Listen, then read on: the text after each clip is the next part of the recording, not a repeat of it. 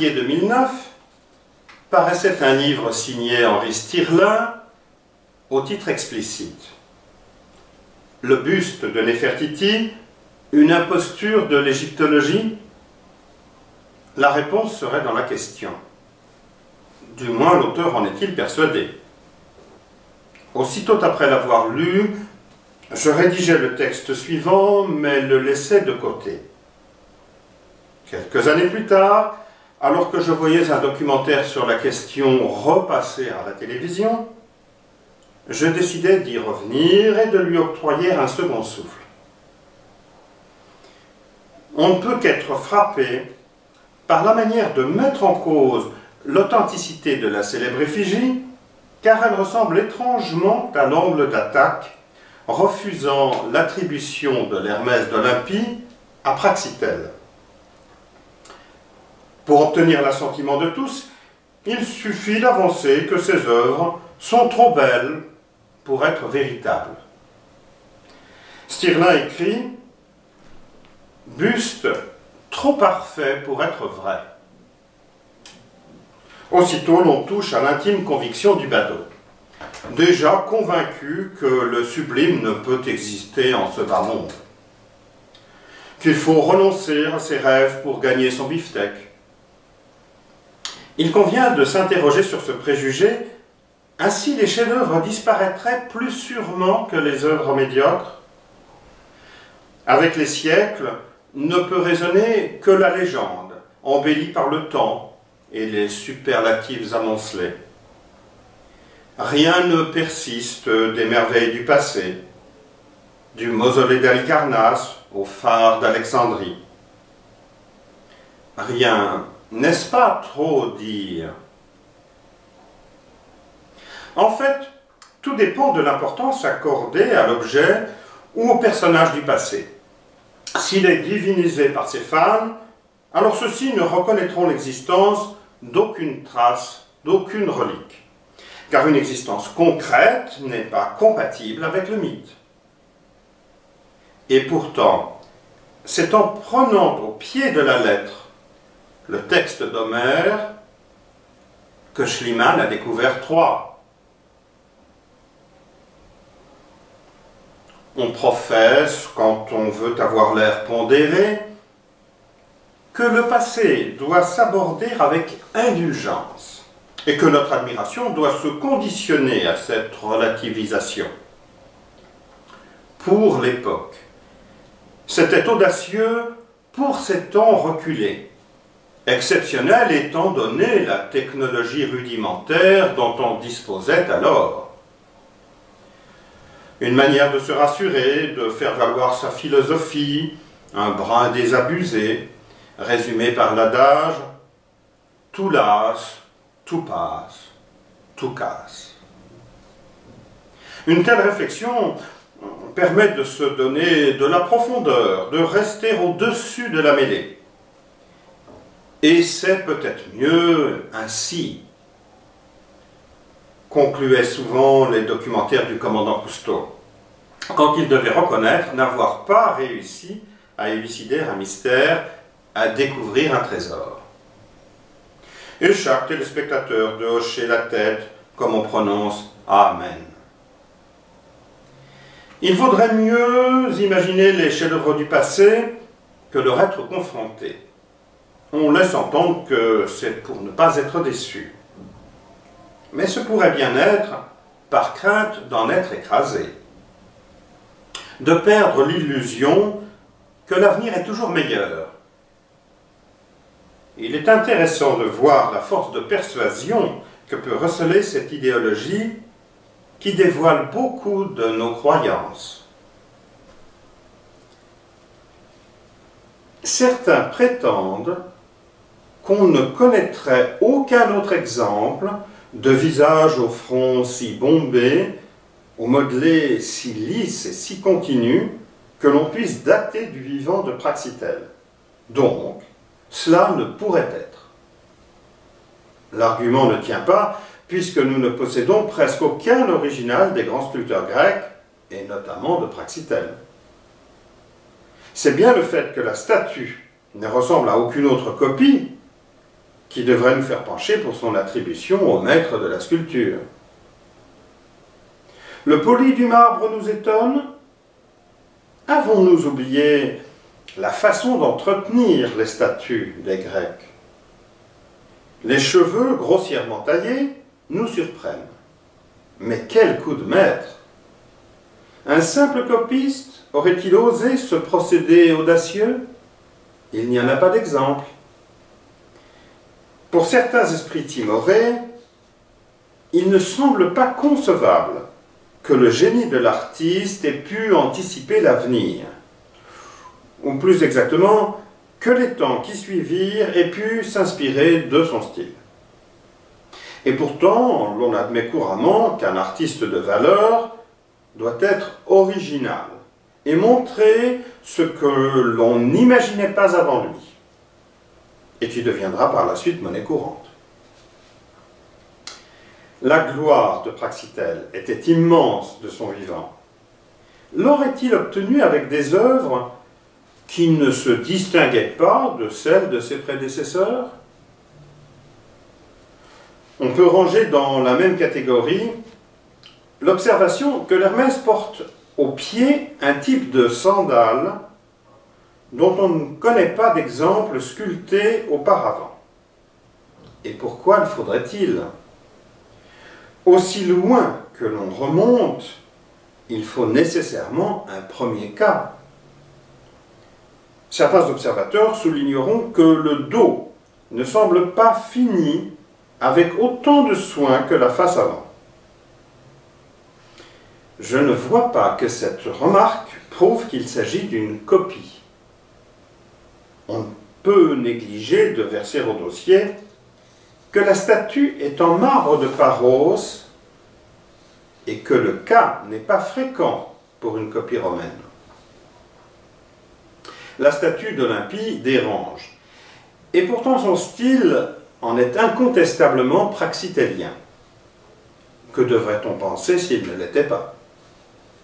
En fait, elle serait trop typique pour ceux qui la contestent, tout en agaçant par sa singularité.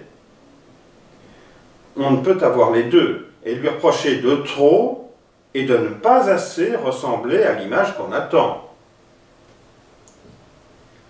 La Néfertiti, aujourd'hui chef-d'œuvre du musée de Berlin, laisse notre auteur perplexe.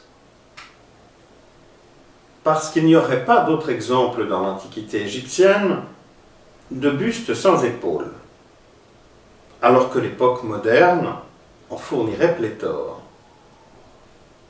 Mais c'est aussi la seule reine à porter cette coiffe, et cela ne le trouble pas. Privilégier la banalité d'une œuvre pour fonder son authenticité n'est pas sérieux. Quand on sait justement que les faussaires ou les copistes cherchent surtout à produire des objets qui n'ont rien pour attirer l'attention, pour faire naître le soupçon, rien qui sorte de l'ordinaire, ne serait-ce que par manque de l'imagination qui en aurait fait des artistes à part entière. Aussi Stirling échafaude-t-il une explication particulière que nous verrons plus loin. L'absence d'épaule lui inspire cette réflexion. Certes, le site de Tel el Amarna a livré des bustes d'Akhénaton en pierre, mais ils ont toujours les épaules coupées horizontalement et semblent destinés à occuper un naos ou un autel portable. De fait, les bustes aux épaules coupées verticalement sont absents de l'art pharaonique à toutes les époques, des premières aux dernières dynasties. En revanche, au XIXe et au début du XXe siècle, on ne conçoit pas de réaliser un buste sans les épaules coupées verticalement, de manière classique, selon une formule qui semble apparaître, me dit André Corbeau, au XVIe siècle en Allemagne. Ces lignes laissent entrevoir une grande méconnaissance de l'art et de son histoire. Tout d'abord, le XIXe et XXe produisent bien des bustes pourvus d'épaules, contrairement à ce qui est soutenu. Par ailleurs, la formule sans épaules, on la trouve bien avant le XVIe siècle, occasionnellement déjà, notamment dans l'Antiquité grecque et romaine. Il faudrait cesser de ne regarder une œuvre qu'au travers des seuls cribles du sens et de la convention. Certaines recherches peuvent naître des exigences artistiques. Une sculpture prévue pour être monochrome ou polychrome n'impliquera pas le même type de relief. La formule sans épaules reste une alternative pour l'artiste qui sculpte un buste. Sous-estimer la puissance des exigences plastiques trahit l'intellectuel déconnecté du réel.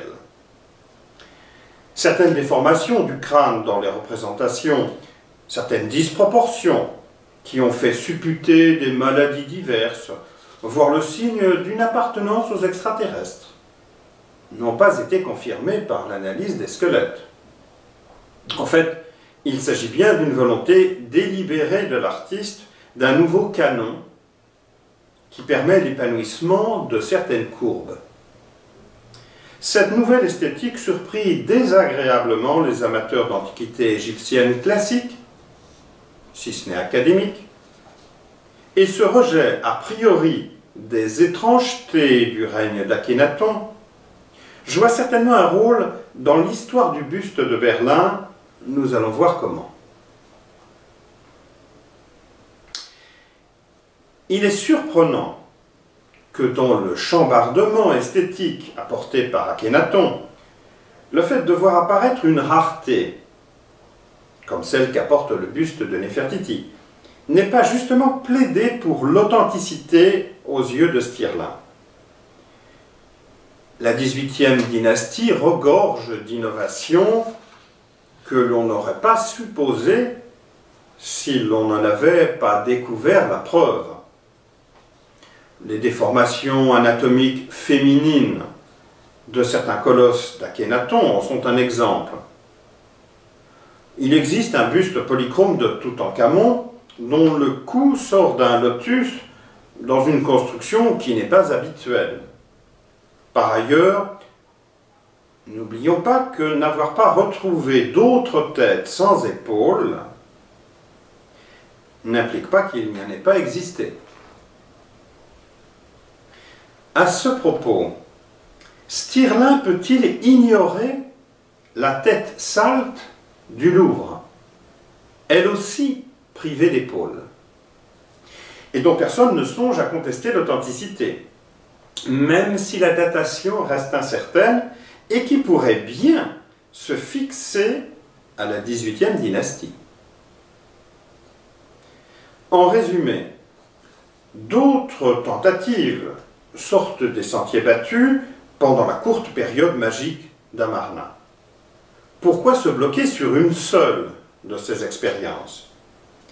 Les temples, à la gloire de l'astre solaire, quasiment sans plafond ni toit, construits avec des talatates, défient aussi le sens commun. Stirling trouve que la Néfertiti ressemble à une image moderne style. Époque, précise-t-il, où elle fut trouvée. Il rappelle, observation très juste, que les faux sont baignés par la mode courante à l'époque de leur fabrication. Celle-ci les rend plus acceptables aux contemporains, mais elle sautera brutalement aux yeux des générations suivantes, ce qui les démasque immanquablement. Est-ce le cas de ce buste? Voyons-nous vraiment à travers lui le style de Mouchard, de Rodin? Car il n'est pas rare non plus que des recherches esthétiques se rejoignent à travers les siècles.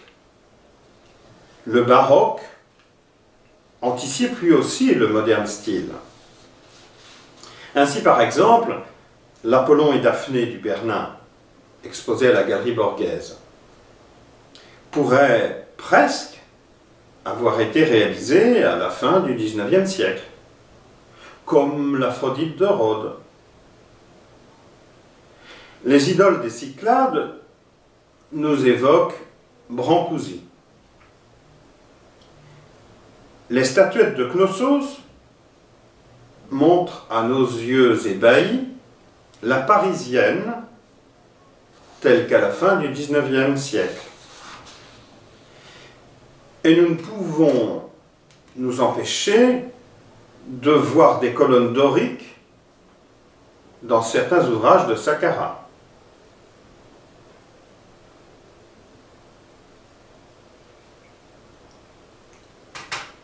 Il ne faut jamais oublier, quand on affirme qu'un temps ne peut anticiper le suivant, malgré ses innovations, si tout ce charabia peut avoir un sens, que le processus joue souvent en sens inverse, et qu'une époque donnée trouve dans un passé choisi une source de rêve et d'inspiration. Ainsi, par exemple, pour le style pompéien ou Retour d'Égypte.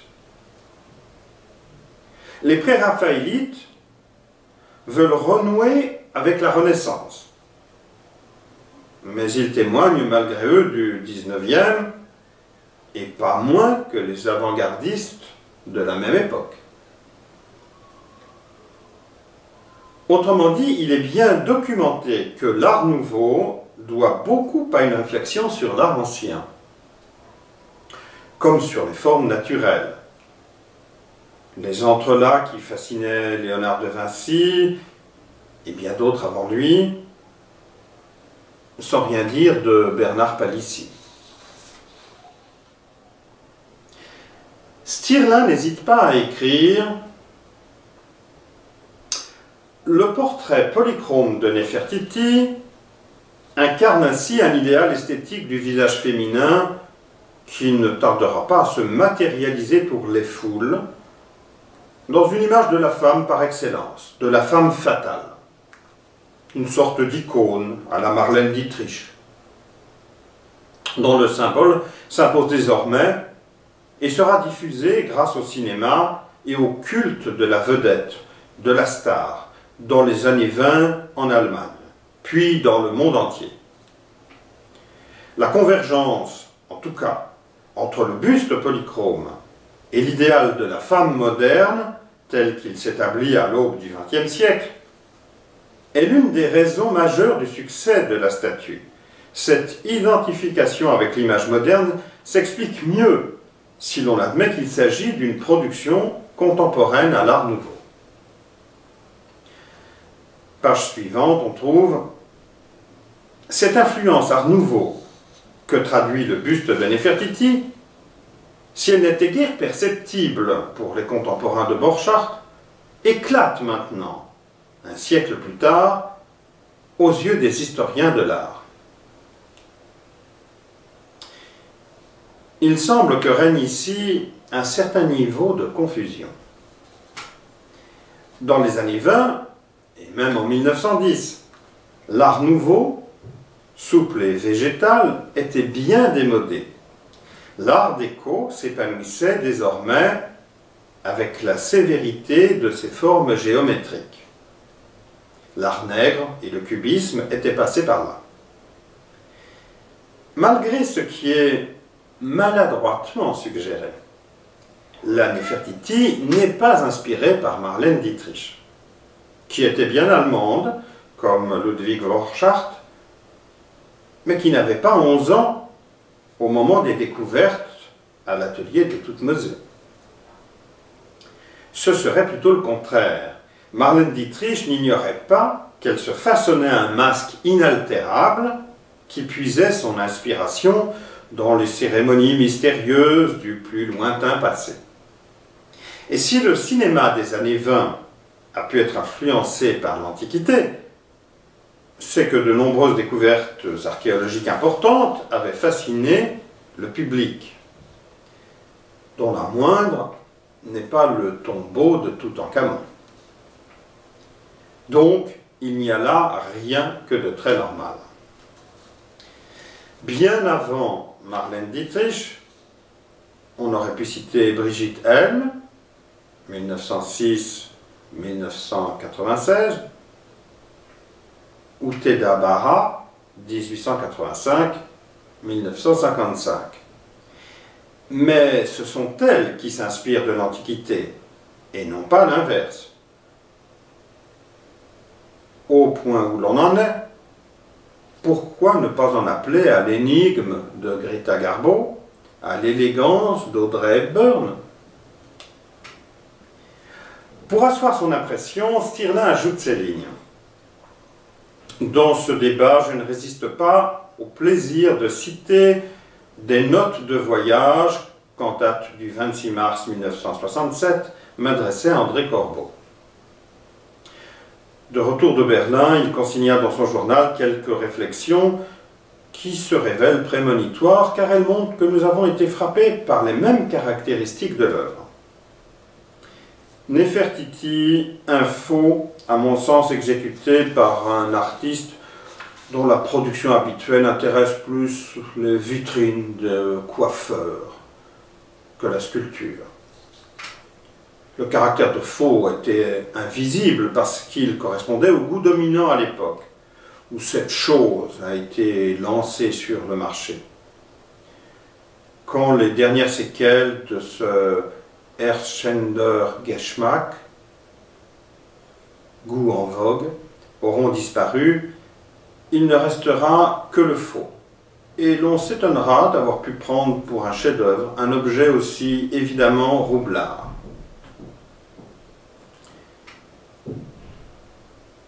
Ce commentaire laisse dubitatif. Traduit-il vraiment une capacité de prendre du recul, d'aborder l'art avec objectivité? Ou n'est-il d'un préjugé sur ce que l'art doit être nécessairement? Ainsi, l'art du passé ne pourrait jamais surprendre. Une vitrine de coiffeur ne pourrait recevoir quelque chose de beau parce que c'est une vitrine de coiffeur.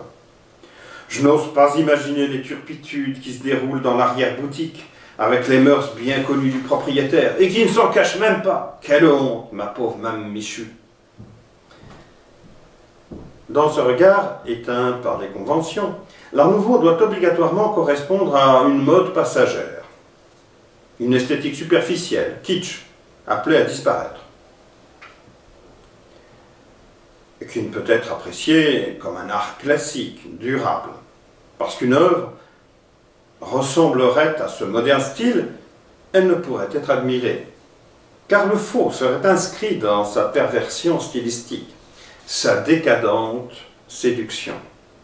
Il faut lutter contre la tentation. Vade retro satanas. Si Corbeau ne va peut-être pas si loin, il induit pourtant de tels délires, car son point de vue n'est pas limpide, ne cherche pas à se clarifier, mais plutôt à exploiter les sous-entendus, les non-dits, les lieux communs enfouis dans l'inconscient de son lecteur. Est-il sûr de ne pas être désorienté par la polychromie, par son effet hors du temps? Combien de fois n'a-t-on pas vanté, au contraire, l'aspect étrangement moderne d'œuvres millénaires, comme si leur valeur était décuplée par cette qualité que nous leur décernons. Cette modernité se caractérise le plus souvent par une simplification géométrique. Le moins, c'est le plus. Il s'agit d'un mirage narcissique. Il y a des gens qui sont maudits, qui renâclent devant les chefs-d'œuvre. Ceux-ci faisant naître en eux la volonté irrépressible de destruction. Par exemple, quand ils sont confrontés à la Pietà de Michel-Ange, la Joconde, etc. Le sublime les insulte, la beauté les offense. Il en est que Bach rase, que Véronèse fait bâiller. Dans ma jeunesse, à l'école du Louvre, on enseignait que le Laocoon, le Grand Hôtel de Pergame et l'Hermès de Praxitèle présentaient le comble du mauvais goût. dois-je avouer la crise de fou rire mémorable que déclencha ce prude anathème chez moi. Je finissais par ne prendre en note que les bêtises proférées dans ce temple de la culture. On disait aussi qu'un mouvement artistique se déroule nécessairement en 3 étapes. La première, l'époque primitive, préparait une période classique, transformée en finale baroque. Ces 3 moments étaient qualifiés comme suit. L'archaïque, raide et maladroit, le classique, académique et ennuyeux, le baroque, surchargé, ridicule et grandiloquent. Chacun choisira où il se situe. Aristide Maillol n'aimait guère l'Hermès de Praxitèle, découvert en 1877. Selon ses propres mots, ce fameux chef-d'œuvre devant lequel tout le monde s'extasie. C'est pompier, c'est affreux, c'est sculpté comme dans du savon de Marseille. Maillol, sa vie, son œuvre, ses idées, 1937, Judith Cladel, page 108. Tellement la fluidité quasi translucide, inondant son divin naturel, s'éloignait pour lui de l'art grec qu'il concevait d'une certaine solennité, d'une pesanteur un peu rigide, austère et simplifiée, rendant compte de l'essentiel, qualité inscrite pour lui dans un passé dont il se sentait l'héritier. Ce qui doit faire réfléchir, c'est la croyance que le même objet puisse être un chef-d'œuvre s'il remonte à l'Antiquité, mais une nullité s'il s'avère avoir été créé plus tard, qui trahit l'incapacité de juger l'œuvre elle-même. En effet, quelle étrange façon de considérer l'art, mais tellement répandue. Selon sa date de production, une œuvre passerait du pinacle à la poubelle. Car plus on remonterait dans le temps, et plus les esprits seraient arriérés. La même création serait donc géniale il y a 1000 ans, médiocre il y a 100 ans. Quel pauvre critère de jugement, tellement débranché de la réalité. Il suffit de regarder la création contemporaine pour voir qu'elle n'est pas plus complexe que celle de nos ancêtres, et que le chemin parcouru depuis l'Antiquité ne suit pas ce type de progrès. L'évidence, l'art doit mériter notre admiration pour ses qualités intrinsèques, peu importe l'époque où l'œuvre voit le jour. Même si elle aura une incidence qu'il est parfois difficile de cerner, impossible à prévoir. En résumé, une œuvre est bien construite ou mal ficelée, qu'elle soit antique ou moderne.